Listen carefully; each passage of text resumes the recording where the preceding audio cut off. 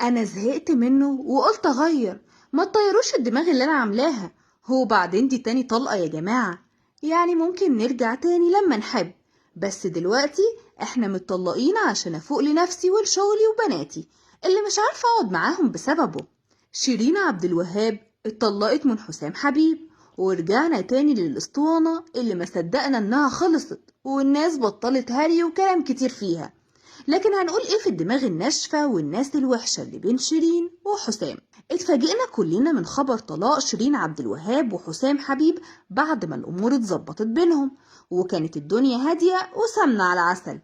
لكن كان باين من ظهور شيرين في اخر حفلة لوحدها انها متخانقة مع جوزها ابو عيون خضرة حسام حبيب، خصوصا وانهم متعودين ان هو اللي بيقدمها لما بتطلع على المسرح. بس محدش ركز معاهم، خصوصا وان شيرين نجحت في الحفلة وكسرت الدنيا كالعادة. بس الواضح ان اللي مش ظاهر ورا الكاميرا كتير، وحسام كان شايل بعد اخر خناقة مع اخو شيرين لما طلع وقال ان هو اللي بيقضي لها المخدرات من عند الديلر، وبسببه شيرين دخلت مصحة لعلاج الإدمان وقعدت فترة لحد ما السموم دي اتطردت من جسمها، ورجعت تاني لجمهورها ومحبيها اللي عايزينها دايما بخير وفي أحسن صورة. لكن اللي فيه طبع ما بيتغيرش. شيرين عبد الوهاب معروف عنها انها بتمل وبتزهق بسرعة، والجمهور حلل ان ده هو سبب الطلاق بعد ظهورها لوحدها في آخر حفلة.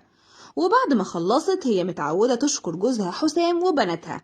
الغريب انها خلصت ومشيت على طول وما طولتش في الكلام خالص. اما بالنسبة لحسام اللي اكتفى بعدم الرد على جمهوره وعلق على خبر طلاقه من شيرين عبد الوهاب وقال معرفش يا جماعة. الناس استغربت، هو ايه اللي ما تعرفش يا نجم؟ دي مراتك بتقول انك طلقتها، انت بتهزر اكيد. لكن الواضح ان حسام حبيب مش عايز يعلق على الموضوع ومش عايز يخش في مشاكل عشان اكيد نفسيته مش حلوة بعد الموضوع ده.